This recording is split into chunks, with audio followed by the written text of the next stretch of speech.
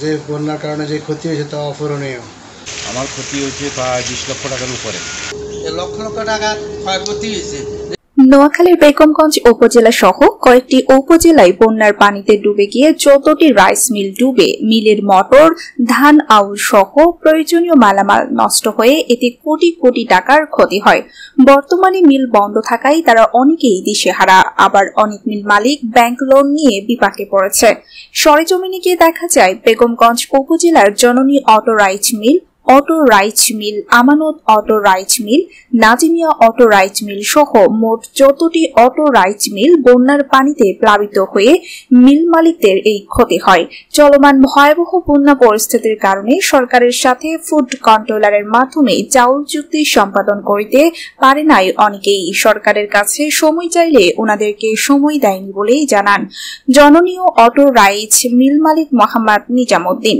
তিনি আরো বলেন, সময় না দেওয়াতে তাদের সিকিউরিটির টাকা আটকে আছে, তাই সরকারের কাছে তাদের ক্ষতিপূরণ সহ সিকিউরিটির টাকা ফেরত দেওয়ার জন্য দাবি জানান।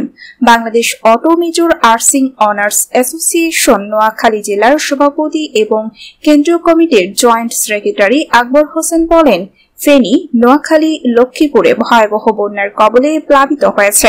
এতে আমাদের 14টি মিলের ভেতরে পানি প্রবেশ করে ধান, চাউল, মিলের মোটর ও যন্ত্রাংশ নষ্ট হয়ে মিল মালিকদের অপূরণীয় ক্ষতি হয়েছে। আমরা সরকারের কাছে প্রণোদনা, সহজ শর্তে ব্যাংক লোন সহ নানাবিধ সুবিধা দিয়ে তাদের এ শিল্পকে রক্ষা করার অনুরোধ জানান। জননী অটো রাইস মিল মালিক মোহাম্মদ নিজামুদ্দিন জানান, বন্যা আমাদের নোয়াখালী বেগমগঞ্জ এলাকায় প্রায় 12টি অটো রাইস মিল পানির নিচে, যদিও আমরা ভীষণ ক্ষতিগ্রস্ত। আমরা সরকারের কাছে সরকারি বিধানে অনেক সাহস জানা আছি, সরকারের কাছে সময় চেয়েছি, সরকার আমাদেরকে সময় দেয় নাই।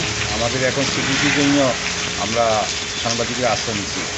এখন যেভাবে আমরা সিকিউরিটি পাইতে পারি সেই ব্যবস্থা করি করার জন্য সরকারের কাছে অনুরোধ। আমার ক্ষতি হয়েছে প্রায়। গ্রামীণ অটো রাইস মিলের মালিক জানান, মাছগুলা চলে গেছে, লক্ষ লক্ষ টাকা ক্ষয়ক্ষতি হয়েছে, যার পানির কোনো শেষ নাই। আমি খুব অসুবিধার মধ্যে এখন আছি, আমাদের শ্রমিকগুলো খুব কষ্টের মধ্যে আছে। আমাদের বাড়িতেও পানি, বিল্ডিংয়ের ভিতরেও পানি।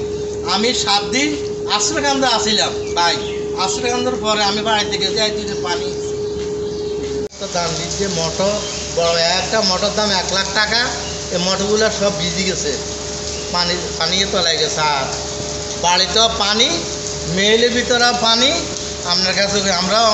আকবর হোসেন, বাংলাদেশ অটো মেজর আর্সিং অনার্স অ্যাসোসিয়েশন নোয়াখালী জেলার সভাপতি এবং কেন্দ্রীয় কমিটির জয়েন্ট সেক্রেটারি জানান,